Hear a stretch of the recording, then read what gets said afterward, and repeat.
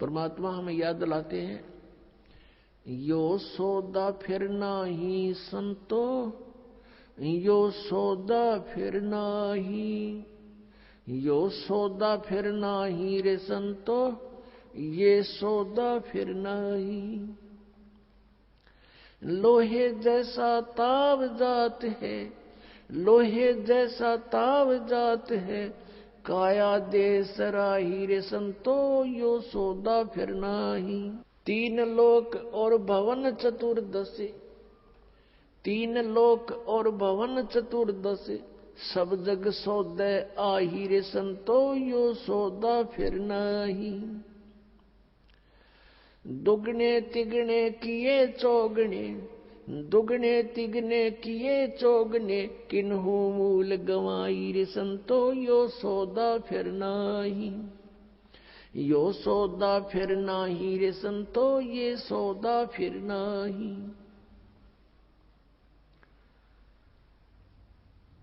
फिर क्या बताते हैं, यो दम टूटे पिंडा फूटे, यो दम टूटे पिंडा फूटे, वो लेखा दरगाह माही रे संतो, यो सौदा फिर नाही। उस दरगाह में मार पड़ेगी, उस दरगाह में मार पड़ेगी, जम पकड़ेंगे बाही रे संतो, यो सौदा फिर नाही। यो सौदा फिर नाही रे संतो, यो सौदा फिर नाही। जा दिन की मोए डरनी लागे, जा दिन की मोए डरनी लागे, लज्जा रे अकनाही रे संतो, यो सौदा फिर नाही। नर नारायण देह पाय कर, नर नारायण देह पाय कर, तो फेर 84 जाई रे संतो, यो सौदा फिर नाही। कुल परिवार तेरा सकल कबीला, कुल परिवार तेरा सकल कबीला, मसलत एक ठहराई रे संतो, यो सौदा फिर नाही। बांध पिंजड़ी आगे धर लिया, बांध पिंजड़ी आगे धर लिया, फिर मरघट को ले जाही रे संतो, यो सौदा फिर नाही। अग्नि लगा दिया जद लंबा, अग्नि लगा दिया जद लंबा, फूक दिया उस ठाही रे संतो, यो सौदा फिर नाही।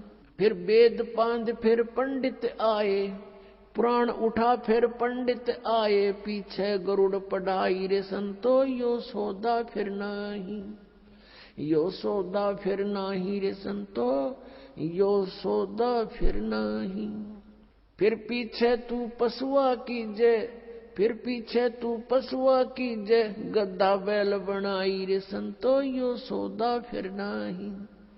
ये 56 भोग कहाँ मन बोरे, 56 भोग कहाँ मन बोरे, कित कुरडी चरने जाई रे संतो, यो सौदा फिर नाही। यो सौदा फिर नाही रे संतो, यो सौदा फिर नाही। प्रेतशिला पर जा विराजे, प्रेतशिला पर जा विराजे, पितरों पिंड भराई रे संतो, यो सौदा फिर नाही। यो सौदा फिर नाही रे संतो, यो सौदा फिर नाही। बहुर श्राद्ध खान को आए, बहुर श्राद्ध खान को आए, फिर काग बहे कलमाही रे संतो, यो सौदा फिर नाही।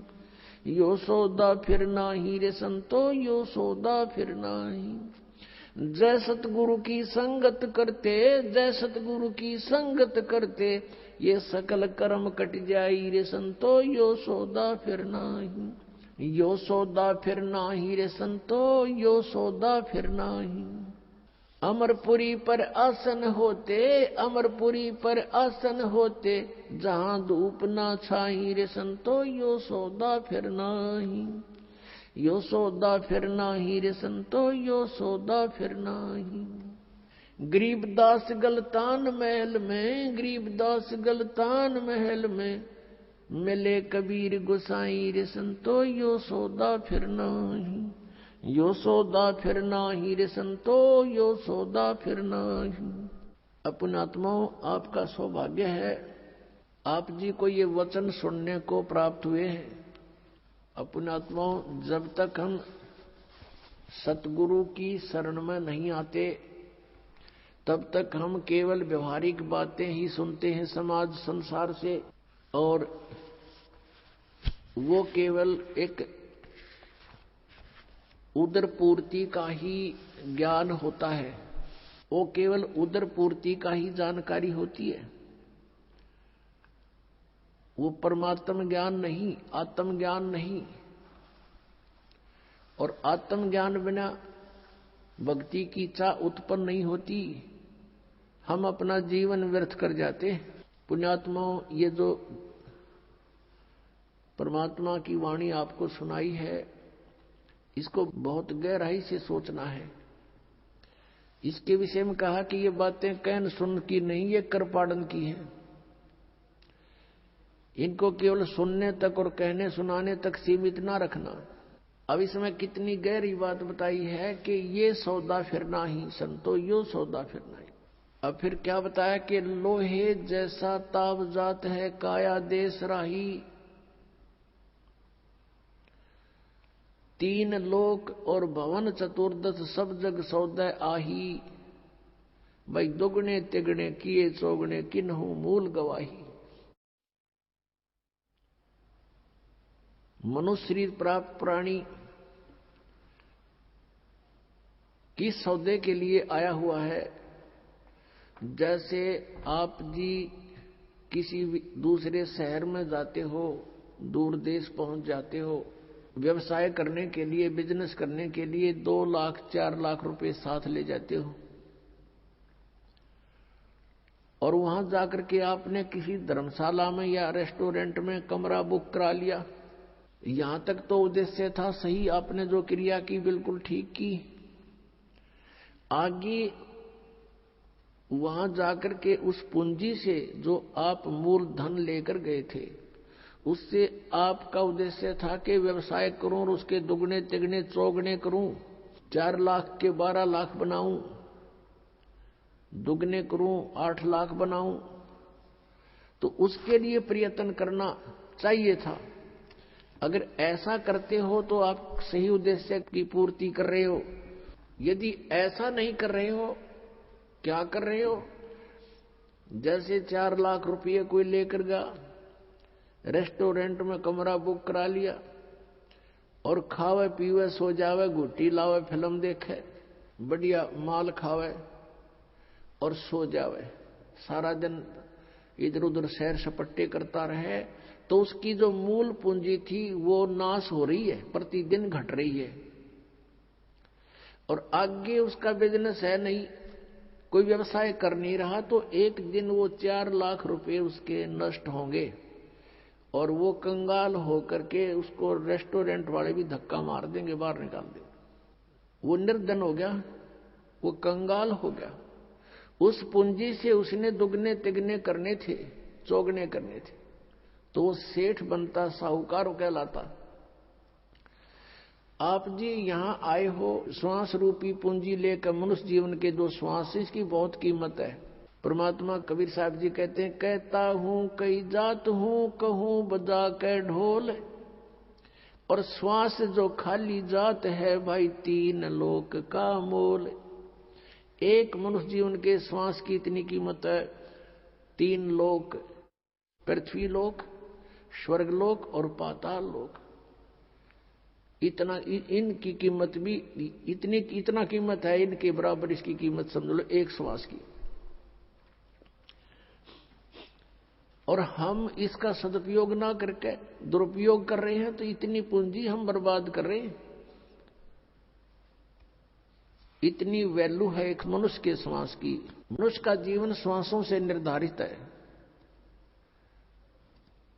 और हम इसका सदुपयोग ना करके कितना व्यर्थ कर रहे हैं। तो क्या बताते हैं, ये सौदा करना था, अपने श्वासों की जो सिमरण करना था, जिह्वा से भी जाप करना था, परमात्मा का नाम रटना था, ऐसा ना करके हम इसका दुरुपयोग कर रहे हैं। तो कहते हैं, लोहे जैसा ताव जात है काया देश राही।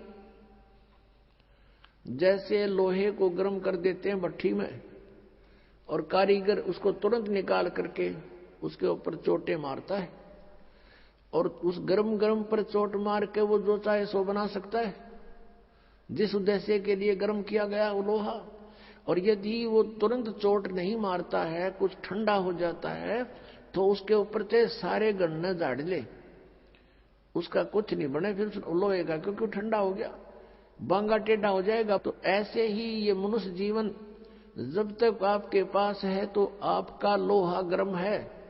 इसमें राम नाम की चोट मार लोगे तो आप इसका उद्देश्य पूर्ति कर लोगे, अन्यथा फिर बांगा टेढ़ा हो जाएगा, ठंडा होकर के कुत्ते गधे सूअर के मुख मिलेंगे आपको। ये सुंदर शरीर मनुष्य वाला नहीं प्राप्त होगा। इसी को पुण्य भी प्राप्त करने के लिए तो भी आपने भक्ति ही करनी होगी। और जिस समय आपको ज्ञान हो जाएगा तो आप तो इस मनुष्य जीवन को यहां प्राप्त नहीं करोगे, इसको प्राप्त करने का उद्देश्य सतलोक में होगा, जहां फिर कभी मृत्यु ना हो। पुण्यात्माओं, आपके ऊपर मेहर है परमात्मा की। आपको ये अमर कथा, ये अनमोल ज्ञान, ये तत्व ज्ञान जो अभी तक छुपा रखा था, आपको प्राप्त हो रहा है। आपके लिए खजाना दाब रखा था भगवान ने, कबीर भगवान ने, और आपके ऊपर मेहर बख्श दी कि आपको ये ज्ञान दिया जा रहा है।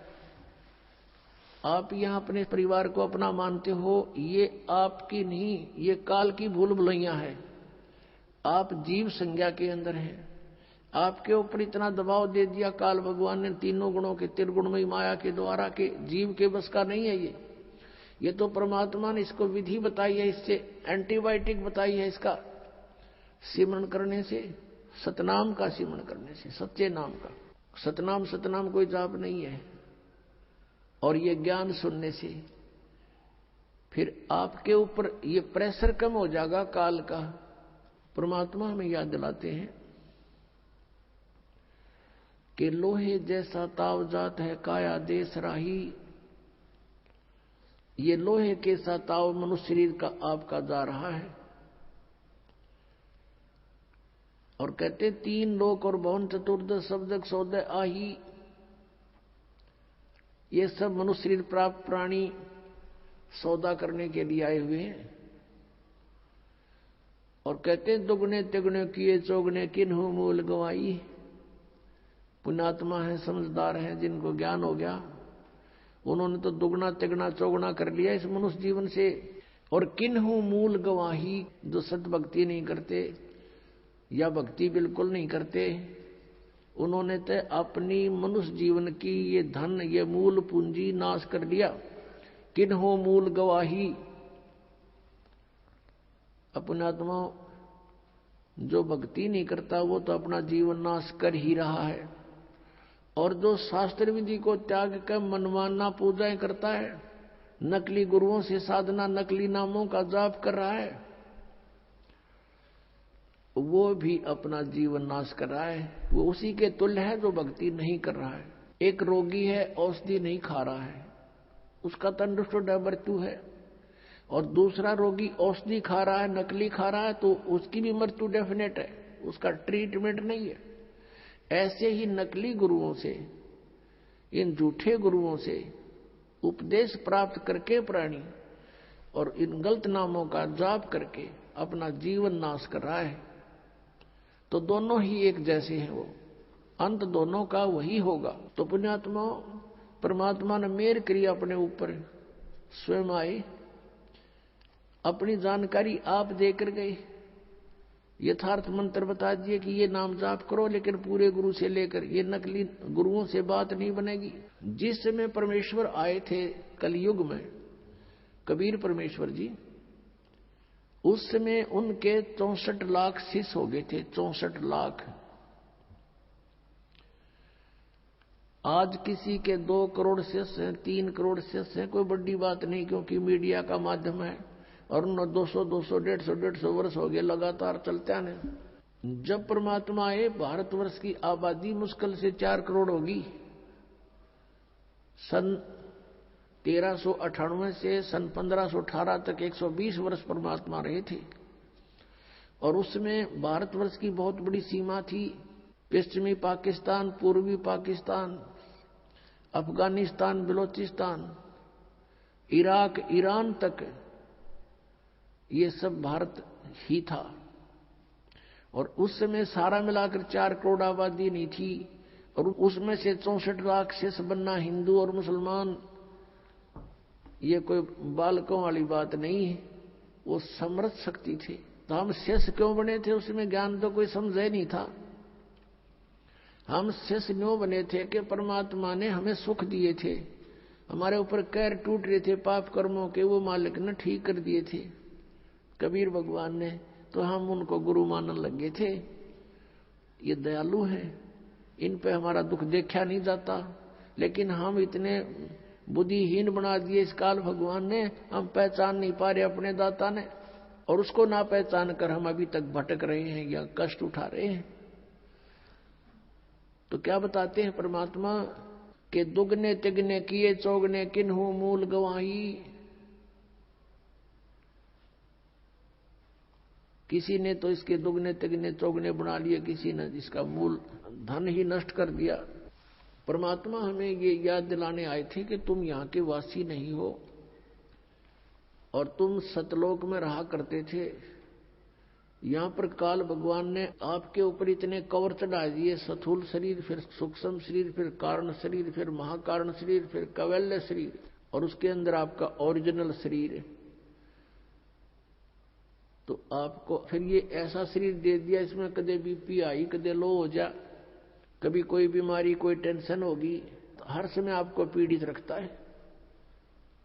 इसलिए हम उस परमात्मा को पहचानने में सफल नहीं हो पा रहे। अब हम पहचानेंगे भगवान को, क्योंकि समय आ गया है। आपके ऊपर मेहर करी परमात्मा ने, जिस ज्ञान को अभी तक छुपा रखा था वो आपके ऊपर बरसा दिया भगवान ने, और थोक के बाका बरसा दिया। 1 महीने में 2-2 सत्संग 3-3 दिन के, और आप जी को फिर वहां से जमानत भी परमात्मा करवा के लाता आपकी। ये ना सोचना कि आप स्वयं आ पाओगे यहाँ पर, इधर आपका मुख भी नहीं करने दे ये काल, ये सत्कर मान लेना। और चाहे कहीं चले जाओ ये खुश रहता है। किसी राधा स्वामी में देखो करोड़ों शिष्य, धन सदगुरु में देख लो लाखों करोड़ों शिष्य हैं, वहां बेशक जाओ, पर यहाँ आने से पहले 100 बाधाएं पैदा करने की चेष्टा करता है। उसको पता है कि वो तो अपने ही हैं, पंथ है, काल के ही पंथ है। वो तो ना वहां नाम है ना उनका ज्ञान है, दुनिया को काल के जाल में फंसा के बैठा रखा है। और यहाँ आने से उसकी पोल पाटे सारी। तो यहां आपको परमात्मा लेकर आते हैं, आपकी जमानत करा के लाते हैं कि 3 दिन की जमानत, 4 दिन की जमानत करवा ले। काल की कैद है या इस कैद में हम अपना वो कर्म भोग रहे हैं जो हमें सजा मिली हुई है, और वहां से 3 दिन की छुट्टी करा के लाओ। आपकी यह जमानत पा रहे हो आप, ये समझ लेना। यहाँ कोई काम नहीं, परमात्मा के नाम के सिवा दूसरी बात नहीं। और यहां कर भी कोई और बात चलाता है तो महा अपराधी प्राणी है। कहते सत्संग के में आके कोई बात चलावे और 30 अपराधी आत्मा को 3 लोग नहीं छोड़। तो यहां आप आते हो, भगवान की चर्चा करते हो, किसी से आप सुनते हो, किसी को सुनाते हो, नए को अपना दुख जो भगवान ने सुनवाई की आपकी वो बताते हो, अनुभव बताते हो। तो ऐसे सारा दिन आपका मालिक की चर्चा में जाता है, यहाँ कोई टेंशन नहीं। और पुण्यात्मा सतलोक में ऐसा ही है, वहां कोई काम नहीं है आपको। वहां निष्कर्म में मुक्ति मिलती है, मोक्ष मिलता है, बिना काम के वहां फल खाने को मिलता है। भरे भंडार हैं भगवान के, कोई उसमें कमी नहीं। तो यहां आप आते हो, आप यहां आते हो अपना कुर्ता पजामा लेकर आते हो, बाकी सारी सुविधा परमात्मा ने दासों के माध्यम से आप पुण्यात्माओं के लिए करवा रखी है। और यहां कर भी इसका सदुपयोग नहीं करते हो, भक्ति नहीं करते हो, चर्चा भगवान की छोड़ रिश्तेदारी की बतलाते हो, तो तुम भक्त नहीं हो, तुम धोखा दे रहे हो अपने आप को भी। ठीक है 2-4 मिनट कोई बातें करनी भी पड़ जाए रिश्तेदारी की, गृहस्थी की, वो 10 से 5 मिनट की होती है, बाकी नहीं घसीटे, उन्हें घना लंबा चौड़ा नहीं बनावे। शेष समय में अपना भक्ति करे, नहावे धोवे, प्रसाद पावे, सत्संग सुने, शेष समय में माला ले अपनी हाथ में, या पुस्तक पढ़े, परमात्मा का ज्ञान आपको अनमोल खजाना बना के दे रखा पुस्तकों में, उसको बार बार पढ़े, बार बार पढ़े। जितनी बार पढ़ोगे उतना आनंद आएगा और आपके पुण्य बढ़ते हैं, उससे ज्ञान यज्ञ का फल मिलता है।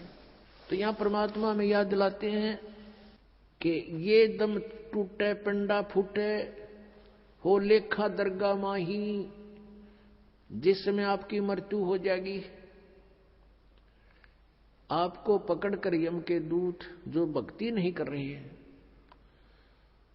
आप जी को धर्मराज के दरबार में, न्यायाधीश के दरबार में खड़ा कर दिया जाएगा, जो काल का न्यायाधीश है। और वहां जाकर के आपसे पूछेंगे कि भाई निकाल क्या लाया गठड़ी में, दिखा तेरा परस, कितनी माया इकट्ठी करके लाया तू। जो पूंजी लेकर गया था मनुष्य के श्वासों की, अब दिखा कितना कमा के लाया। फिर ये नीचे को मुंह कर लेगा ऐसे।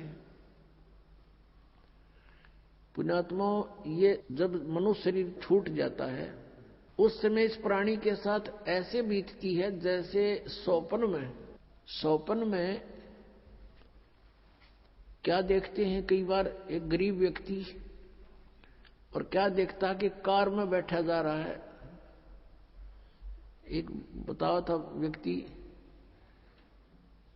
कहने लगा मैं आज सपने में ऐसा देखा कि जैसे कार में बैठा हूं और कार चला रहा हूं, और ब्रेक लगाया, आगे एकदम कोई ऐसी स्थिति आ गई, ब्रेक लगाया, जोर से पैर मारा और रजाई फटी हुई थी उसकी, उस रजाई में का पैर आर पार हो गया। फिर वह आंख खुल गई, यानी निंद्रा भंग होगी, देखो होता है, वो पैर छोड़ दिया। फिर जब सौपन टूटा तो देखा ना कार और कुछ भी नहीं, और वो सपने में देख रहा खूब जोर से, उसका पेटा है ना भर रहा। तो कहते हैं आज जो सुविधाएं आपके पास है, और जिस समय ये आपकी शरीर छूट जाएगा उस समय आपका सपना सा टूटेगा, और यम के दूत बाजू पकड़ रहे होंगे, वो पाँव जरा होगा टूटी हुई रजाई में, और कहेंगे चल बच्चा। अब उसका विश्वास सा नहीं बनता कि बेटा था, मेरी बेटी थी, कार थी, कोठी थी, कहाँ थी, चल अब बताएंगे तरीके थी। यहां बताते हैं कि ये सौपन जब टूट जाता है, जब इसका समझ में आ कुछ भी ना था, मैं तो वैसे ही दुखी हो रहा था कार में, कदे ब्रेक लाऊं था, कदे गियर बदलूं था, और था कुछ भी को नहीं। तो ये जो आज आप देख रहे हो, जब सपना टूटेगा, आपका मृत्यु होगी, आपको ऐसा लगेगा अरे के था, कौन सा बेटा, कहाँ बेटी, कहाँ कोठी, कुछ भी नहीं था। अब समझ लेना सपने के बाद आपको क्या प्राप्त होता है, याद रह जाती है वो। तो धर्मराज के दरबार में जाकर के इसको खड़ा कर दिया जाता है। फिर वो पूछता भाई निकाल, उसको तो मालूम तो होता ही है सारा। तो फिर वो क्या बहाना मिलाता है, क्योंकि उसको याद आ जाती है कि मैं वायदा करके गया था भगवान से, हे परमात्मा जे ईब के मनुष्य शरीर मुझे मिल जावे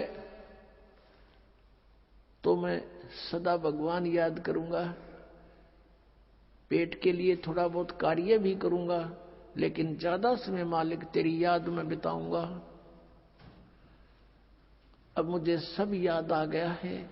उसने उसको पिछले पुण्यों जन्म जन्मांतरों के सारे दुख याद आ जाते हैं, और जब ये मनुष्य शरीर प्राप्त करके वहां से चलता है, इसको बार बार समझाया जाता है कि अब के गलती मत करना। तो ये कहता नहीं जी, पीछे गलती बनी सो बनी, आगे नहीं करूंगा। मां के गर्भ में भी इसको याद रहता है। मां के गर्भ से बाहर आते ही इसके ऊपर तीनों गुणों का ऐसा एकदम प्रभाव बन जाता है, ये सब भूल जाता है, अचेत हो जाती है आत्मा। इसको नए सिरे से पढ़ाई कराई जाती है, ये तेरा चाचा, ये तेरी चाची, ये माता, ये पिता, ये बुआ या माँ, ऐसे, और नए सिरे से इसको पढ़ाया जाता है। अब जब तक हम सत्संग में नहीं आते और सतगुरु नहीं मिलते, नकली संतों के सत्संग से भी लाभ नहीं, क्योंकि उनके पास ना नाम ना ज्ञान। उद्देश्य उनका अवश्य है कि हम सत्संग सुनावा, लेकिन सत्संग है ही नहीं उनके पास। आपने सुना था सत्संग में, आपको दिखाया था कल परसों, कल भी दिखाया था कि राधा स्वामी पंथ के प्रवर्तक श्री शिवदयाल जी की सार्वजन वार्तिक उसमें क्या लिखा है, इनका सतनाम का पता नहीं न है कि चीज कही तो सतनाम हमारी जाति है, सतनाम सचखंड है, सतनाम सार शब्द है, सतनाम सतपुरुष है, सतनाम सतलोक है, और सार नाम भी यही है, सतनाम भी यही है। तो ये सत्संग है इनके। करोड़ों व्यक्ति वहां अपना जीवन नष्ट कर रहे हैं।